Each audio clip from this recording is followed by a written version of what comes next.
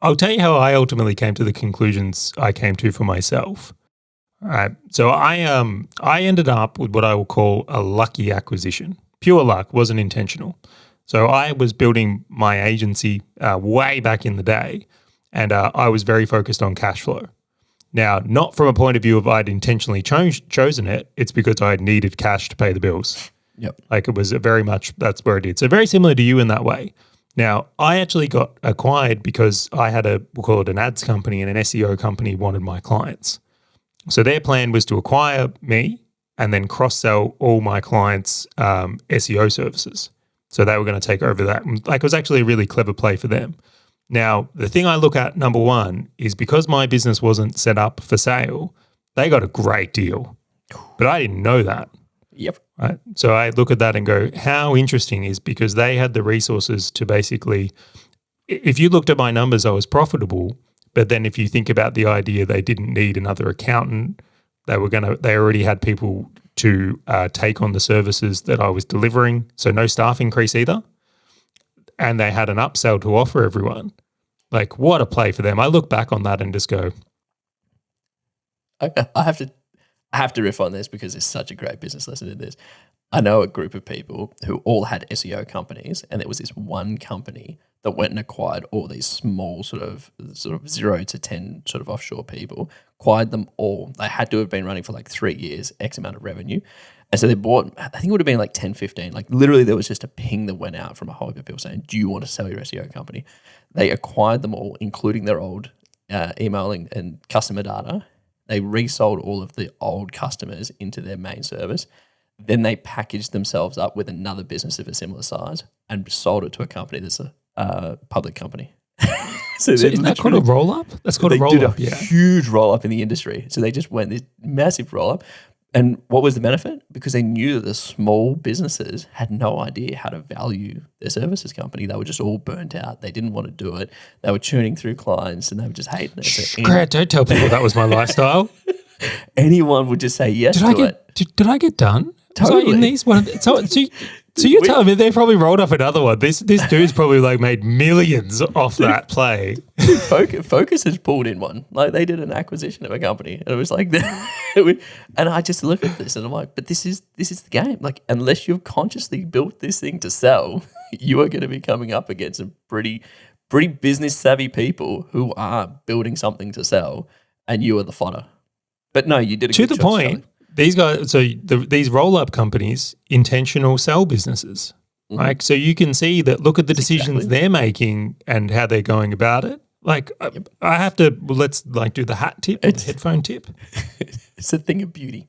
Well, when you're actively clear on the purpose of your business and what you want from it, I think see what I mean? Like that's a killer strategy that someone who's trying to chase all four of these won't get.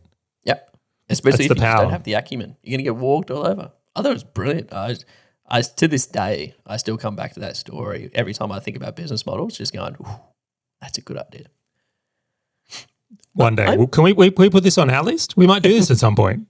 Actually, we should take this episode out because I'm like, people are now going to know what we're getting up to. Anyway, I'll get back to this one here because I think this story will help people. So point being is like I went through that experience and then I'd kind of seen inside this buy and sell world and I was like, do you know what? I want to come and play here now. So again, unintentionally now I'm moving into buying and selling businesses and moving into this more sell. You buy something, build it and sell it. Looked at that. I went on a hunt to buy businesses and one of the recommendations I got was start with a simple business. So do a 12-month flip on a simple business like a yoga studio, which is what I picked. And the only reason I picked that is one, I kind of like yoga, and two, it's very simple to understand it's it's not technically complex in advanced manufacturing or medical or something like that. Yep. So I went on this journey of going to buy businesses and what was really fascinating to me is it became very, very clear how many people were trying to sell a job and not a business. Yep. Totally. Yeah. So I just was baffled by these people that were basically trying to offload a company they were just struggling with, in all honesty. Mm-hmm. So this awareness to if it's dependent on the owner, it doesn't sell for the same multiple, because I'm talking to brokers and I'm actively in these trenches looking at buying these businesses. And it was really fascinating to me how this was all coming to be. So this is what like kind of opened up my whole world to this of going, oh, there's really an impact of whether you're needed or not. And that shaped what I did later on in the other companies and even what I do today, because it's like I very much didn't want to be in that position because of that. Now, again, like the power of hindsight and all the rest of it, this was actually a sphere on the wrong path for me, because the obsession with now creating a sellable business took me away from what I would have liked to have focused on more, which was that cash flow aspect. So I didn't take advantage of opportunities in that time because I was more concerned with the business being sellable, even though I had no intention of selling it. Yeah. So again, did you buy a yoga studio? I did not buy a yoga studio because I was absolutely horrified with how people were running businesses. And I'll give you an example here. And I don't mean this to gloat or anything in that way, but it's like if when I was 20 years old, I went to an over 28s nightclub. Have you? Yes. I've always looked a little bit older, right? So if you ever want to feel good about yourself, right, and you're a 20-year-old guy and you're like striking out at the normal nightclubs, go to the over 28s, and it's like if you're 20 years old, in the comparison to everyone else in that room, you look fantastic. Or you've aged well. Yeah, they legitimately. And I haven't aged well, right? Done some miles, I definitely have. But the point being, at 20 years old, I'm a superstar in this room, right? But point being is when I'm investigating these yoga businesses, I'm going, wow, my business ran way better than that. So I'm feeling really, really good about my business skills at this point. So inflating my ego way too far. Way too far, and that was dangerous in itself.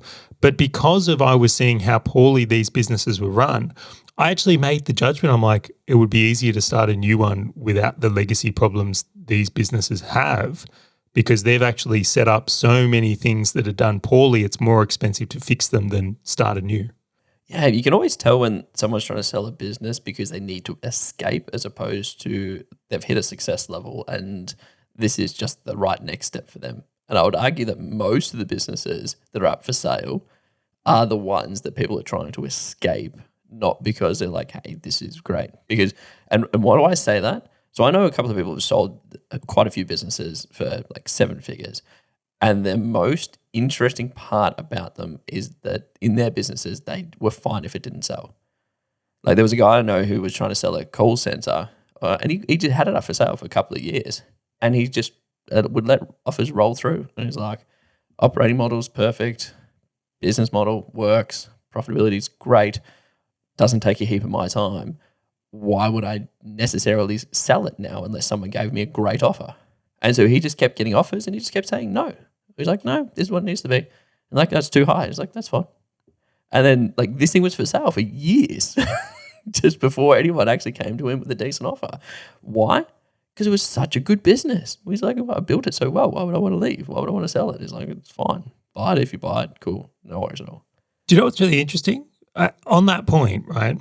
If you build a great business like that has lifestyle and good cash flow for it, you can be patient and wait for it to be bought. And like that's a really great and fortunate position to be in, but it may never sell. Exactly. When I had a conversation with the broker I was dealing with, these yoga studios, it was really fascinating to me that he said something to me in conversation. He's like, if you buy this business and you get it to this stage, I've got someone who will buy it off you. So what was interesting is that he had contacts. Like he basically had these deals where it's like, well, I've got these people. If you've got a business that's doing $100,000 a month of profit and your numbers look like this, they'll buy it for this much. So this is where the whole idea of my lesson of going, hang on, you're telling me that it's like you don't just build a business and then it's like a bidding war on eBay, right? It's like there's people that if you just have the asset they want, they'll buy it for you. And it's like that's a purpose-built business to sell. You're building it for a seller, someone really specific who's going to want this rather than this hopium of like listing it on an eBay or a car sales or something like that. So I was really fascinated to learn that at this point as well. My world had opened up. Hey, fellow business owner, if this topic and value-packed short video has resonated with you at all, and you want to dive deeper into being a full stack business owner, check out the full episode by clicking the link on your screen or in the description right now.